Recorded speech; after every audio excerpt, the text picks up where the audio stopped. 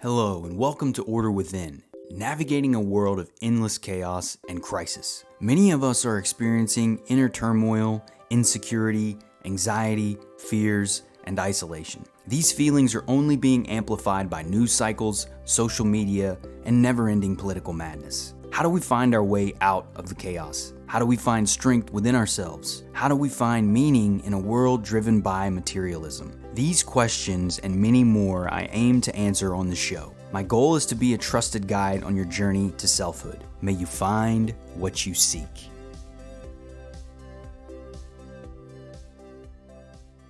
Hello and welcome everyone. I'm your host, Brandon Ward, back with another episode of Order Within. Today's episode is going to be covering the power of self-compassion and empathy.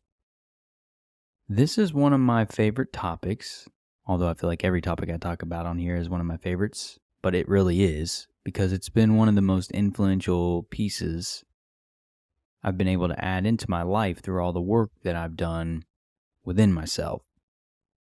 Developing compassion and empathy for my own being is really the transformative turning point in my life. There are moments when I had these pieces of awareness that hit in, and there are different moments that impacted my life, but self-compassion and empathy for my own being is something that I've grabbed on and gained from and leveraged since this time, and it's been insanely impactful.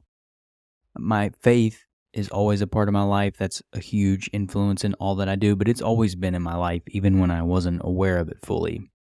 But compassion and empathy is something that I learned. That's the difference. And so I would actually put it up there with quitting porn as a man. Like those two decisions, like that I made as choices, the learned self-compassion and then quitting porn and like embracing my masculinity and then leading me to quitting porn are probably the biggest, two of the biggest decisions that I've made that's impacted my well-being overall. So I want to talk about that in today's show and how it plays a crucial role in our personal development and mental health. I think there's additional things that I've been learning in this coaching program. I'm in a coaching program right now called Positive Intelligence. It's by Shahzad Shamain, and it's been fantastic. I've got a great pod group that I'm in of other coaches. The value that we're creating in that group is phenomenal.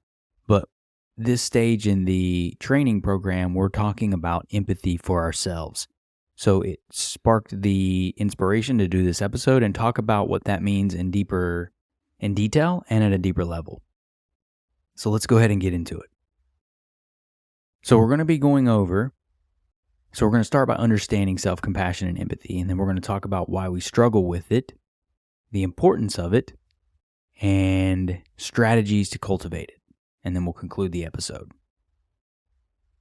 Self-compassion and empathy is going to be learning to love ourselves fully, without conditions. So learning to unconditionally love ourselves, all that we are, the good, the bad, the ugly, all of it.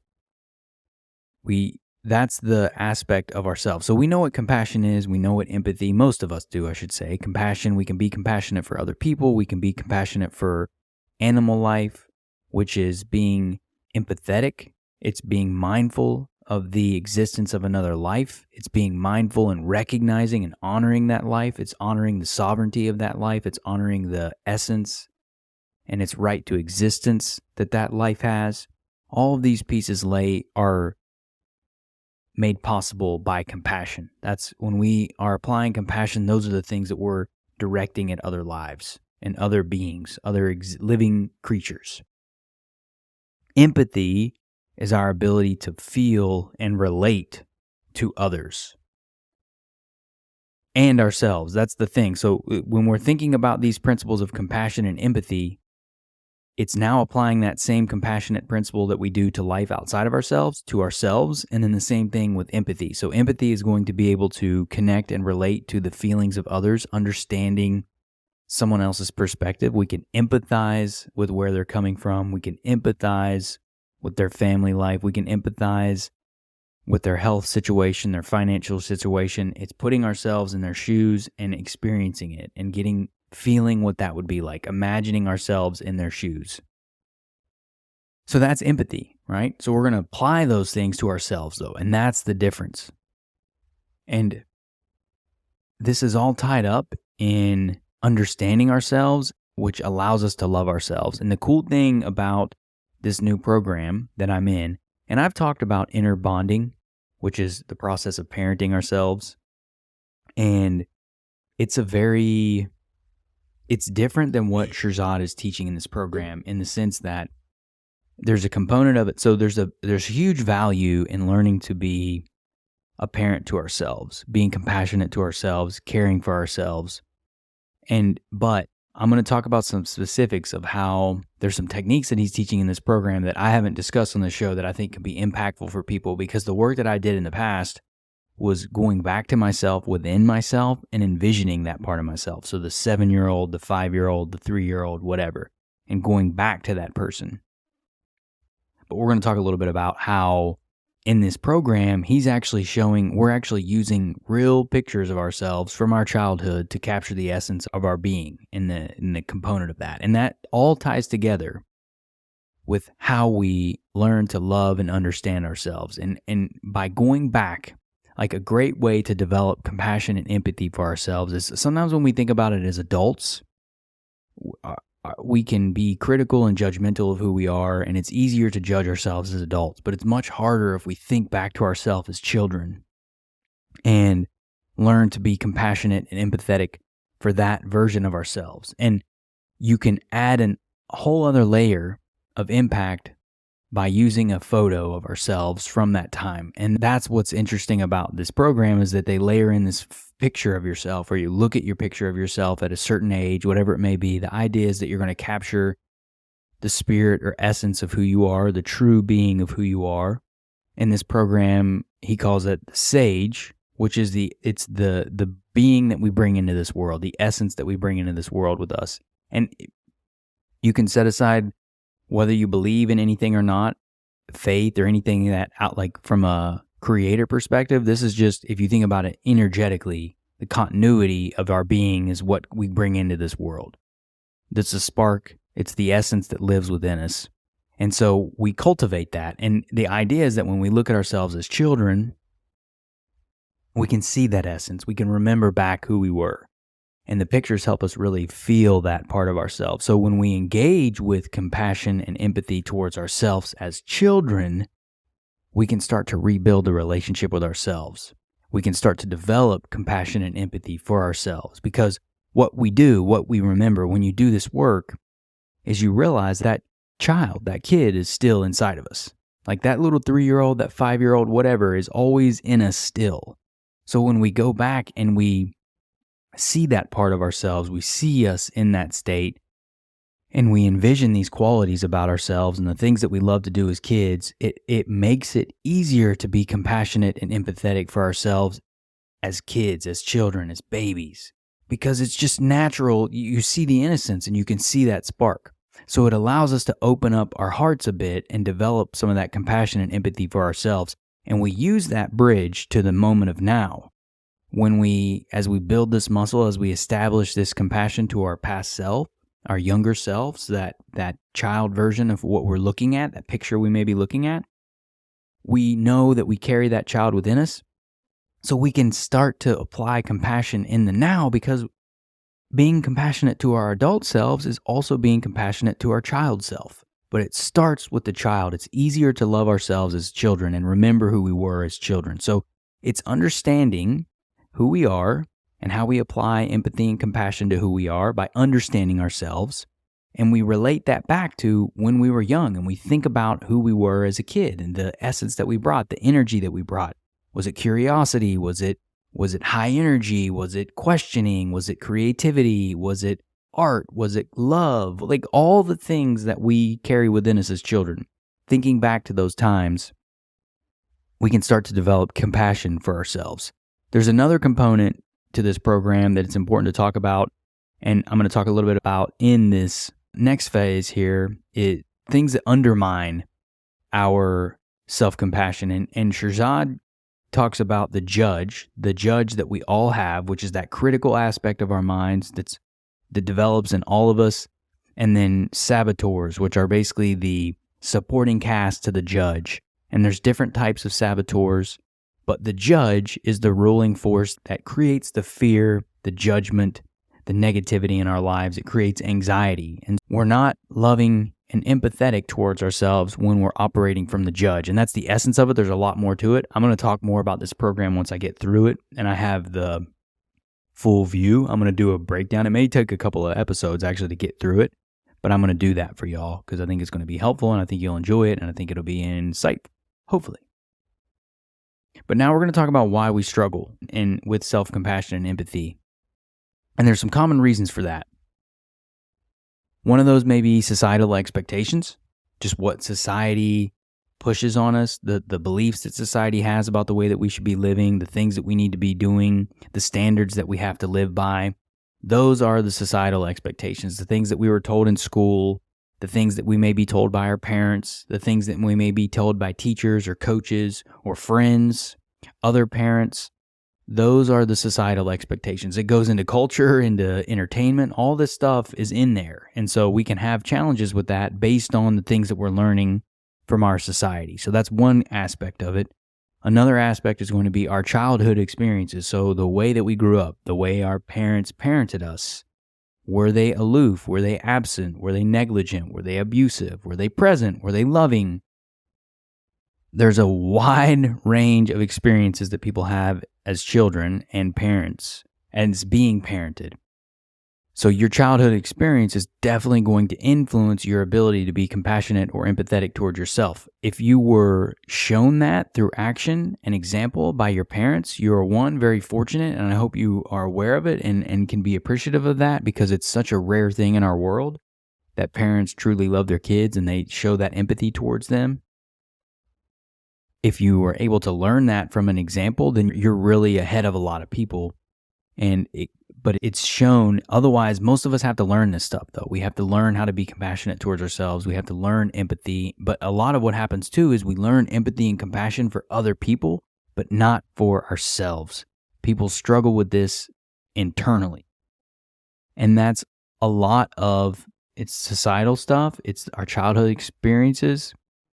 It's the fear of being selfish. There's a lot of fear around being selfish and self-centered. So a lot of fear drives that component to it, blocks us from being compassionate and empathetic towards ourselves. And then finally, a fear of complacency can be another component of that. So if we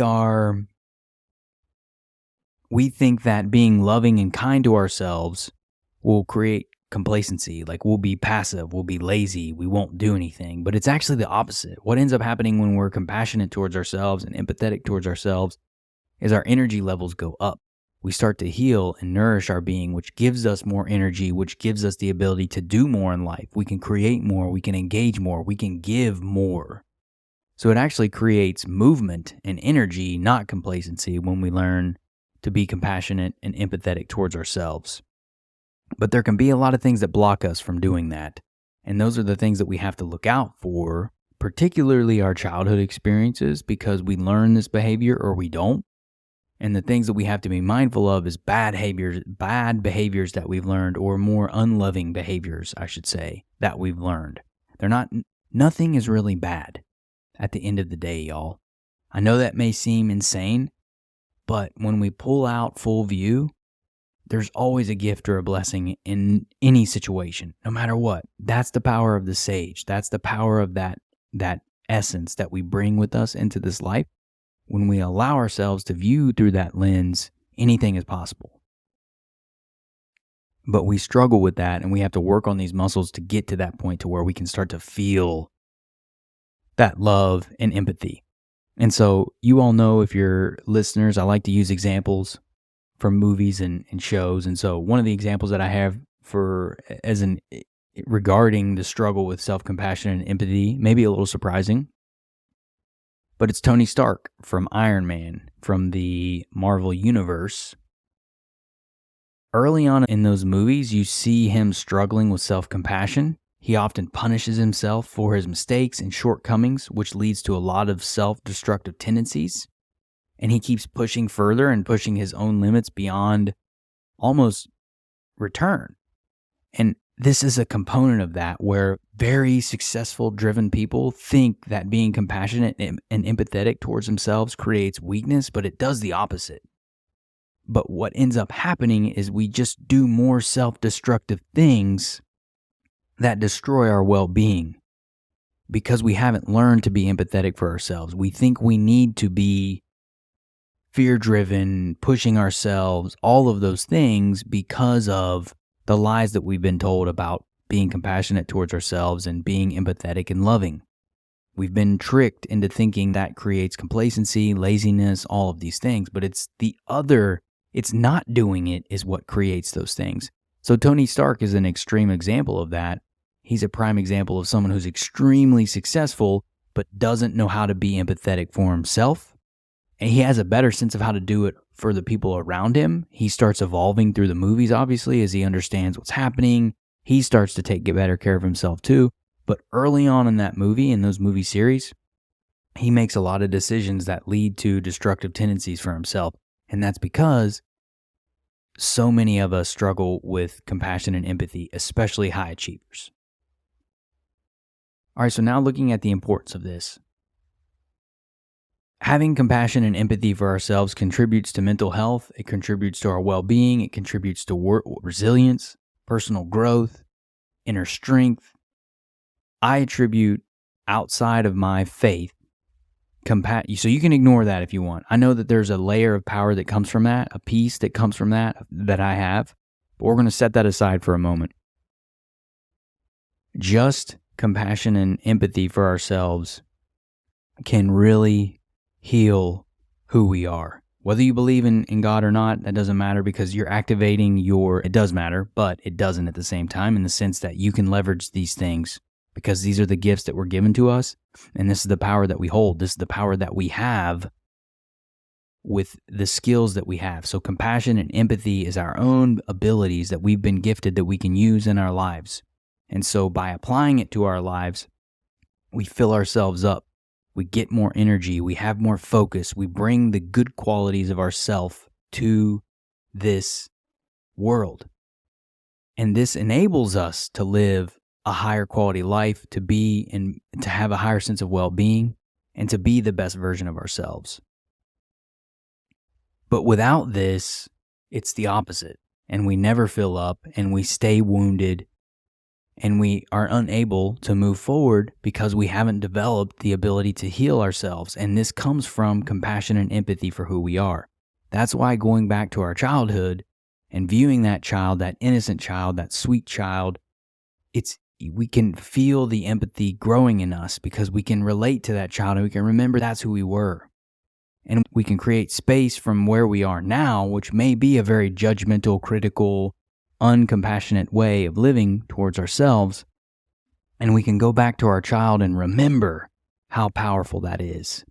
And we can know that being is within us and that we can start to cultivate this. And it creates incredible strength inside ourselves, y'all. It's really surprising how much force this can create when we apply empathy and compassion to ourselves. And that means softening up. That means being okay. That means being okay that we make mistakes, knowing that we're not perfect. We are imperfect beings. That's the first component of this, is recognizing that we all make mistakes and that's totally okay. The child can help us get there though, because we can see ourselves, knowing that's who we are. Would we judge that little child? Would we be critical of that little child? Would we hold them to such a high standard? It's that space allows us to see the difference and start to create healing towards our wholeness. Because we have that capability within us, it's all possible by applying this compassion and empathetic muscle to ourselves, to our own being. And this all happens from within. And it's cool because in this program, he talks about it too, Shirzad does. It's a transformative power. It's counter to what we think. It changes us dynamically in powerful ways that we can't even imagine, and you can only experience it by applying it. but it is absolutely transformative. I've experienced it in my life. I see it in my friends and family and people that I've helped, like with some of these things, by talking about these things, by sharing these ideas. Now, they do the work. That's the power of it. You have to do the work, but you can do it. You have the potential to do it. You have the capacity to do it. It's just understanding the dynamic of it and how it works. A good example from another movie is Will Hunting from Good Will Hunting. Will transforms once he learns to empathize with his past self and the challenges that he went through, and accept his own suffering. And through that becomes a transformative power of self-compassion, and you see his transformation in the movie. He becomes a happier, healthy, more balanced person, a young person who has the world at his helm. He has a relationship that he's excited about. He has friends. He's making progress. He has that mentor relationship with the professor in the university.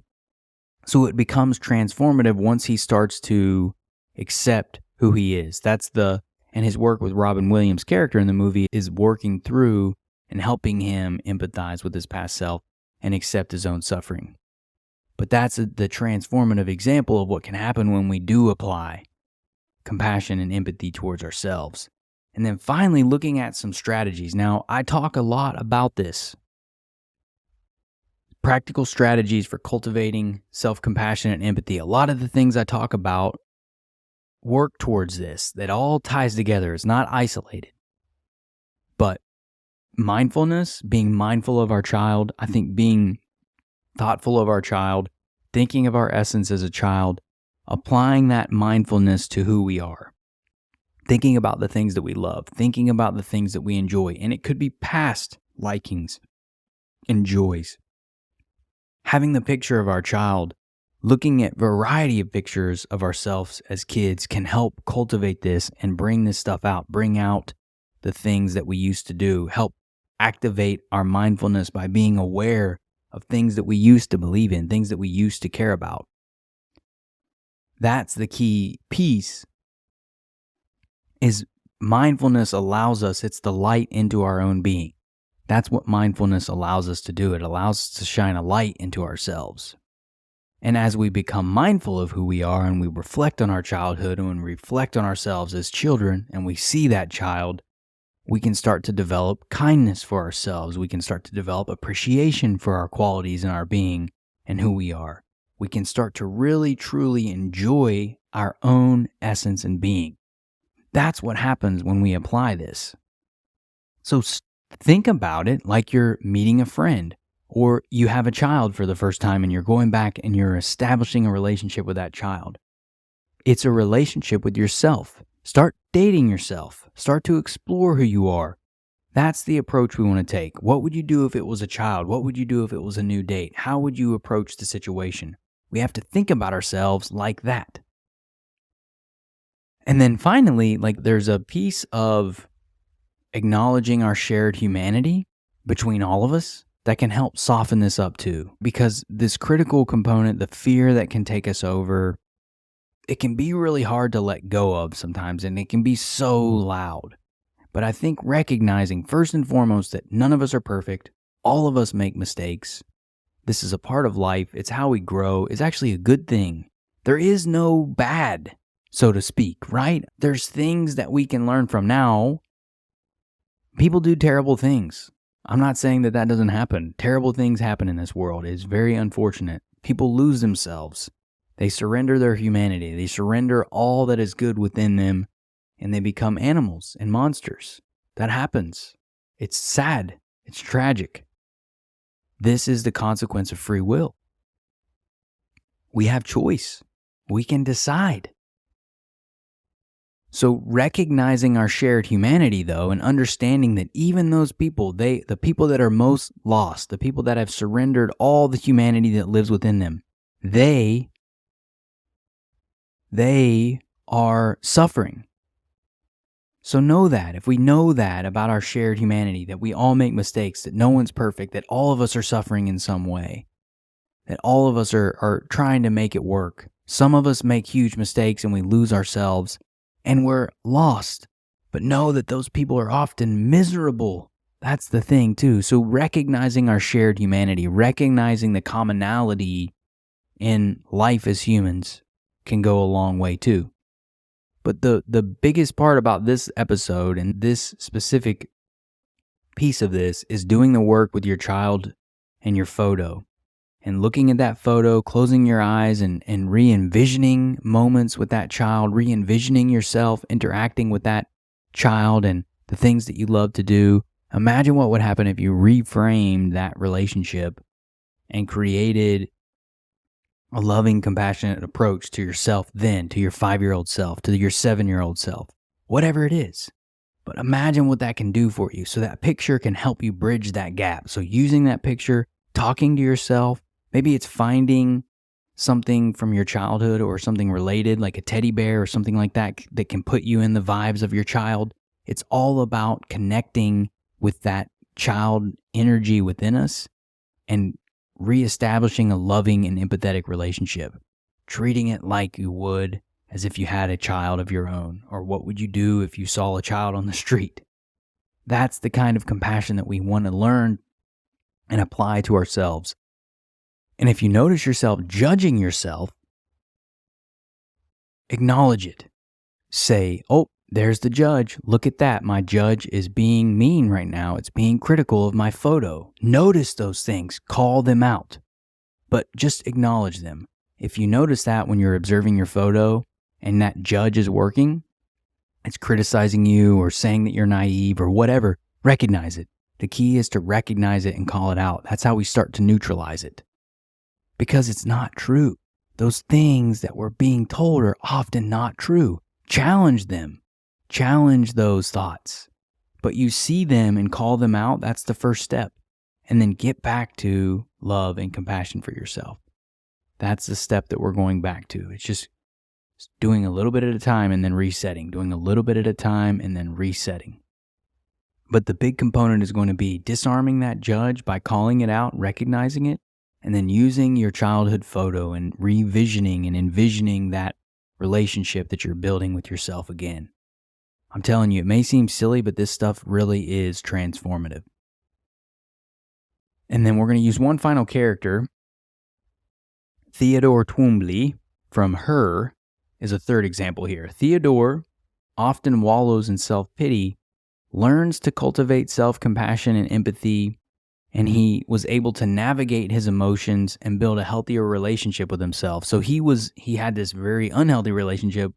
He was connected to the AI and the intelligence that he was working with, but over time he come to realize, oh, this isn't a healthy relationship and I need to cultivate a better relationship with myself. And he learned to do that by accepting who he was, being compassionate towards who he is, and empathizing with himself, empathizing with his struggles, empathizing with the pain that he experienced in his life. That's the thing that we have to do. We have to acknowledge those deep feelings, those dark feelings, that pain that we may have experienced, and be there. That's okay. It's okay that we were upset or angry or sad or that we had hard things happen in our life. Being there now can help the healing begin. But it's a journey, right? Embrace all those things. Embrace the nerdiness, the weirdness, whatever it is. Lean into that child, remember that child, and love that child.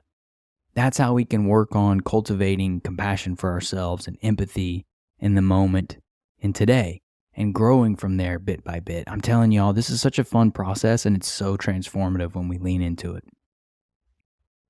So I'm going to wrap the episode.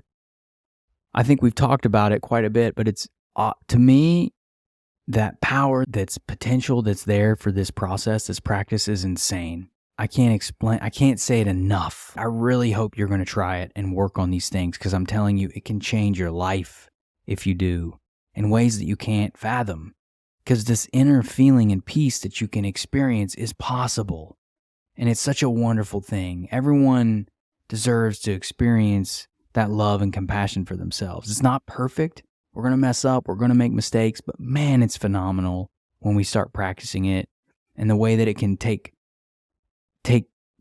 hold in our life and cause inspiration and action from it it's really unthinkable. And I know that this is how we unleash our potential. So there's selfish motivations for me. I want you to do this work so that you can bring your best self to life.